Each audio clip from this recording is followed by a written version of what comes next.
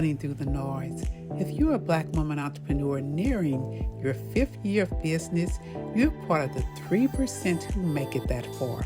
That means you're already winning, even if it doesn't feel like it. I'm Lynette Cottrell, and this is the Empower Her Business Podcast, previously known as the Women of Color in Business Podcast. I know what you're carrying because I've seen brilliant Black women founders quietly wrestling with fear, money shame, and the pressure to get it all right.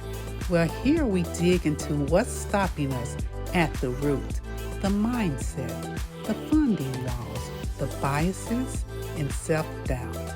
We bring you stories, systems, and strategies you won't hear anywhere else. If you're ready to drop the shame and build like a CEO, you're in the right place for the right support. Let's jump into another great episode. Hello, and welcome to Empower Her Business Podcast, where we support Black women entrepreneurs through those first 5 years of business, those critical years. We support them through survival to thriving.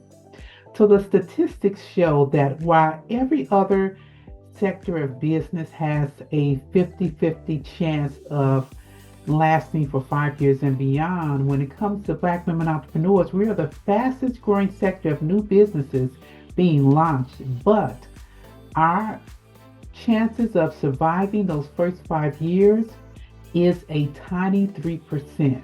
Yes, you heard me correctly.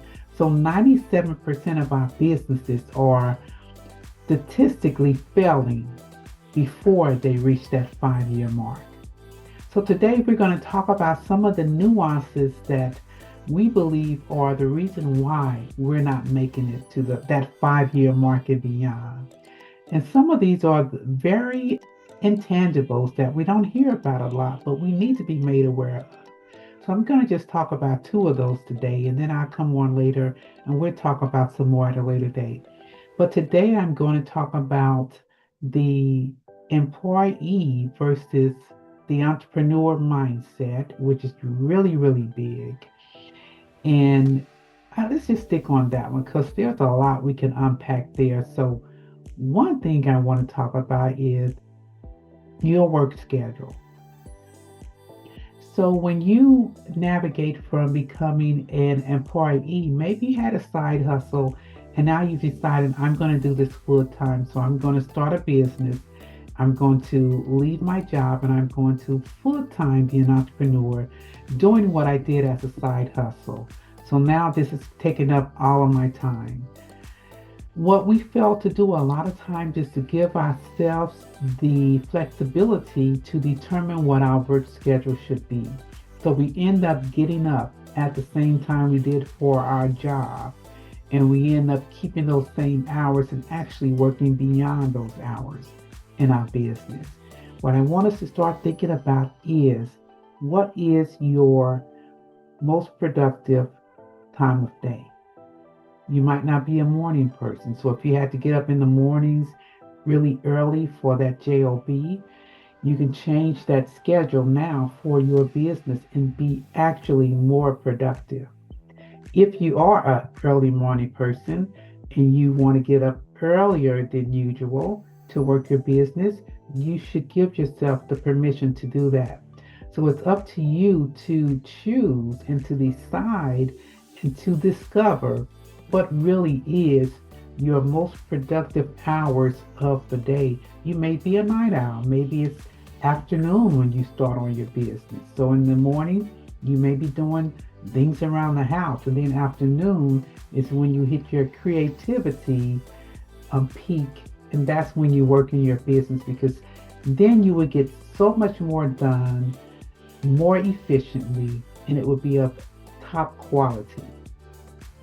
So give yourself permission to discover what your best schedule is and release the guilt of not getting up at the same time you did when you work and working those same hours. Your goal should be to find a way to build a sustainable business that doesn't have you overwhelmed and burnt out. So you don't want to start with the issue that most of us start with. We end up getting up at the same time we did for the job and working later hours and even carrying over to the weekend. That is not a sustainable strategy. There's nothing intelligent about that. That's very simple. Just overwork yourself. So don't think when you're doing that you're winning. You're not. You need to give yourself space to think efficiency. How can I do this more efficiently? What is the prime hours of the day where I am more alert, where I have the most creativity? You have to give yourself a chance coming from being an employee and having to go to work at certain hours and be there and get things done regardless.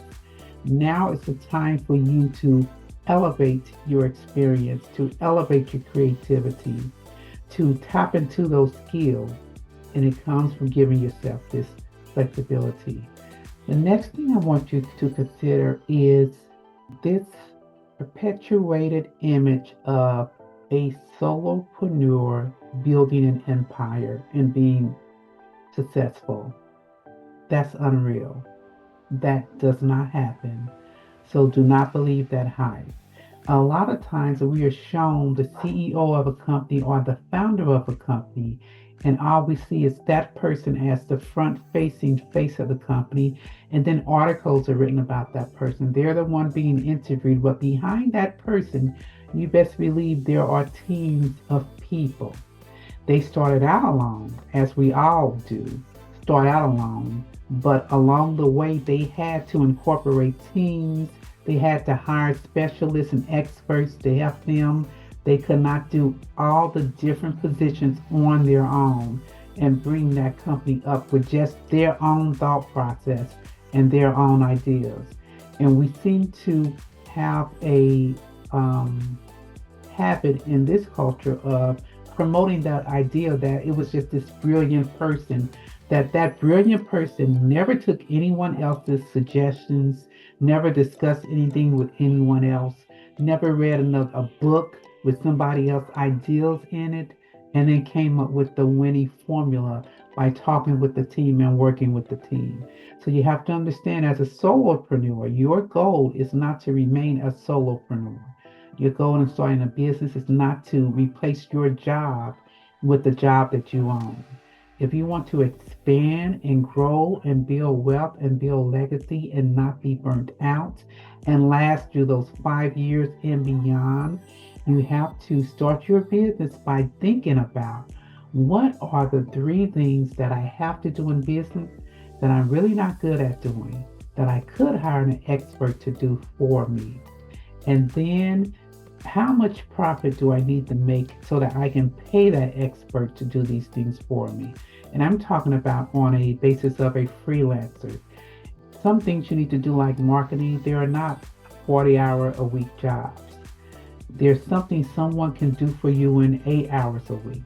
So think about, what would I need to pay someone for 8 hours a week to handle my social media marketing, to create XYZ for me, to manage my schedule, to do something else, anything that you know you are not innately good at doing. And this allows you to focus on your core genius and see a light at the end of the tunnel. Like, okay, today I'm wearing all the hats because it's just me.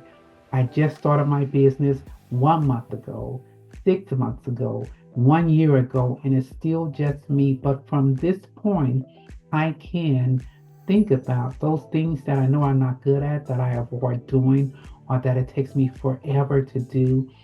And I could research and find out how much would it take to pay a freelancer to do that for me, a contractor, a consultant, and about how many hours would it take.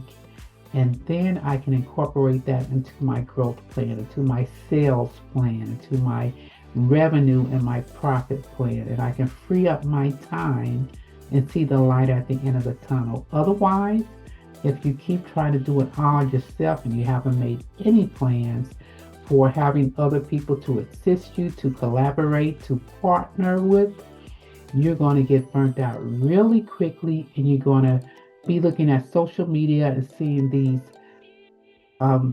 front-facing people showing all their glory days and all the highlight reels, and you're going to feel like I'm the only one who's not figuring this out. So I'm here to give you those tips to help you not feel like you're the only one not figuring this out. We're giving you the tips and we figure this out for you.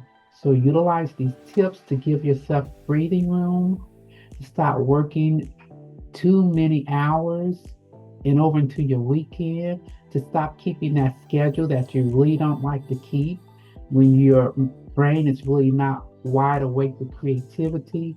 Give yourself permission to create flexibility in your entrepreneur schedule and give yourself permission to look forward to having experts to help you in your business.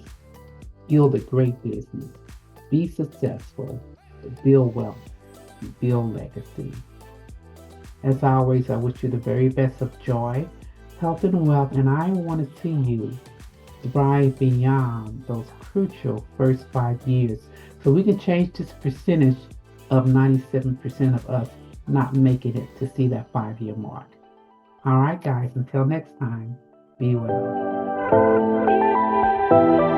Today's episode is sponsored by EmpowerHER Bookkeeping and Accounting, where we believe money should feel like peace, not pressure. Most women entrepreneurs struggle with financial clarity, not because they're not brilliant or can't manage money, but because no one ever showed them how to build systems that serve their dreams. And that's what we do. At EmpowerHER Bookkeeping and Accounting, we utilize compassionate accounting, no judgment, just help. We bring solutions, clarity, and everything you need to build a business that builds legacy and wealth for you and your family. EmpowerHER Bookkeeping and Accounting. We're here to help you sleep peacefully every night. You've been listening to the EmpowerHER Business Podcast. Before you close the app, let's be clear. Struggling with your business doesn't mean you're not capable. It means you've been doing too much alone. If this hit home, share it with another Black woman founder. Subscribe and visit our website for tools to support your success today. Let's stop hiding from our journey. It's time to lead boldly. We're in this together, sis. See you next time. As always, I wish you the very best of joy, health, and wealth. Be well.